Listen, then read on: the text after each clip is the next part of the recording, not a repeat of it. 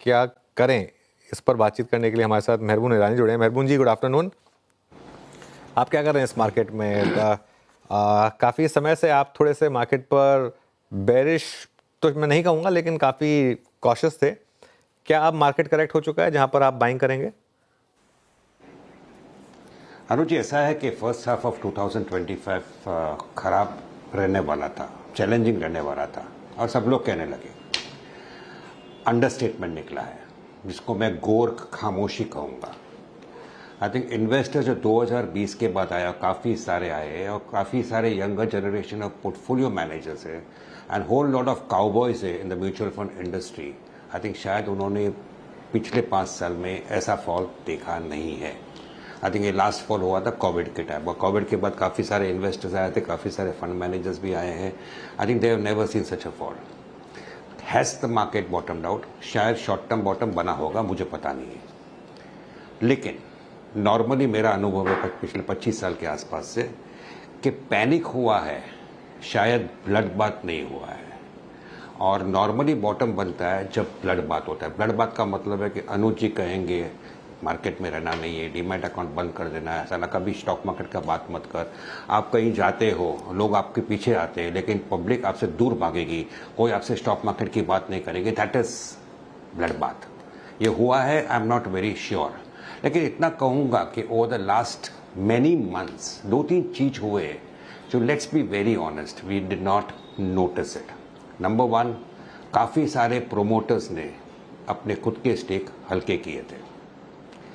Number 2, काफ़ी सारे promoters ने हाई वैल्यूएशन का फ़ायदा उठा के QIP किया, प्रेफरेंशियल अलॉटमेंट किया।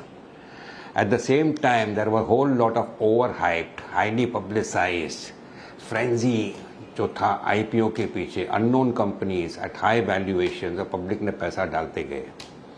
This 3 typically happen when markets get overstretched on the higher side.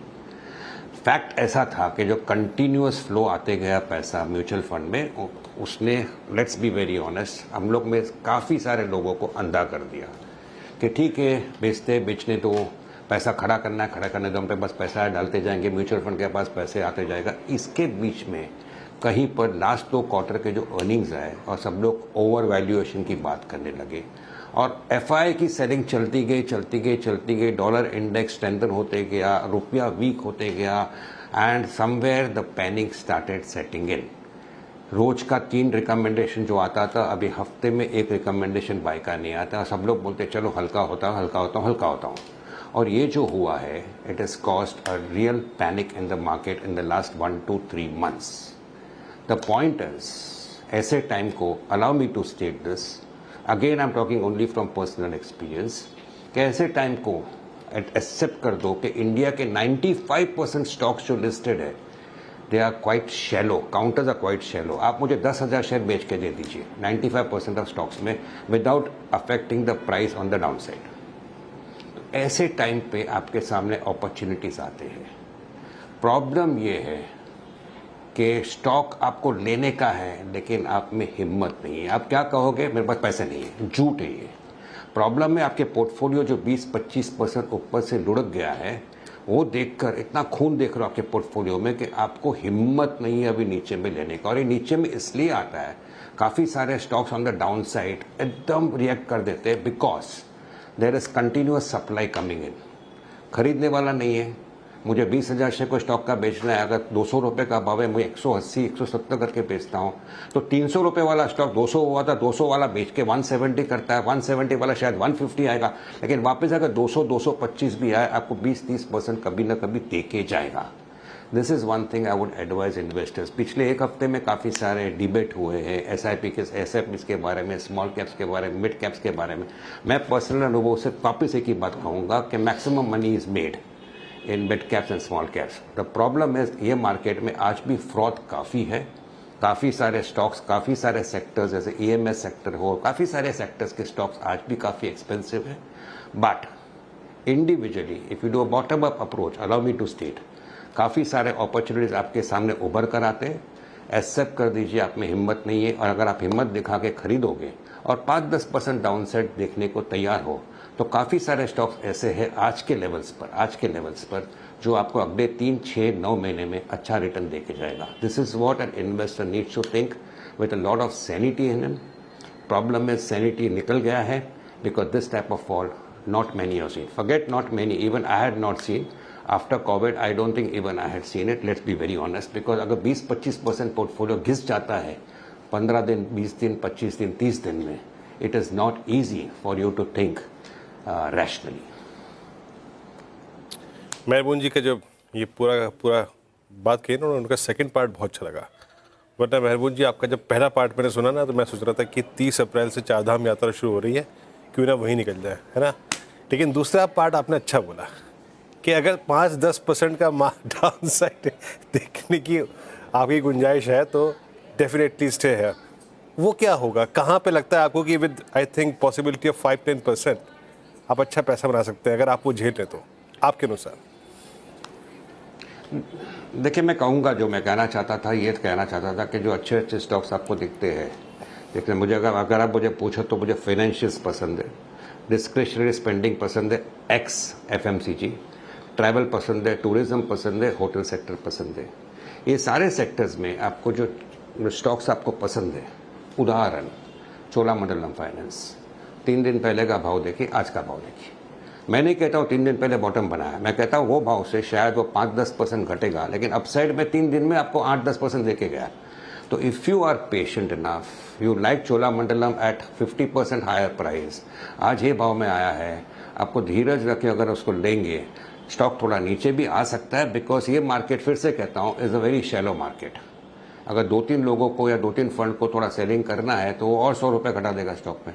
तो हिम्मत मत निकालना. अगर आपको लगता है ये स्टॉक अंडर वैल्यूड है, काफ़ी रिसर्च करना पड़ेगा, अच्छे स्टॉक्स को आइडेंटिफाई कर दीजिए, नीचे में खड़े रहिए, आपको मिलता है, धीरज रखिए, थोड़ा और डाउन साइड आ सकता है लेकिन फिर से पड़ेगा. As far as the Nifty goes, I am not talking of the Nifty. Nifty में शायद शॉर्ट टर्म बॉटम हो भी गया होगा, मुझे पता नहीं है, but allow me to state things are very challenging right now. Problem is corporate earnings. आप मुझे कॉर्पोरेट अर्निंग्स ला के दीजिए, I promise you all the other factors will be on the side. FII की सेलिंग कंटिन्यूअस है, then China and Hong Kong markets are recovering. India का rupee week हो रहा है, और वीक होगा कि नहीं. चाइना ऑफिशियली करेंसी डीवैल्यू करेगा तो क्या होगा.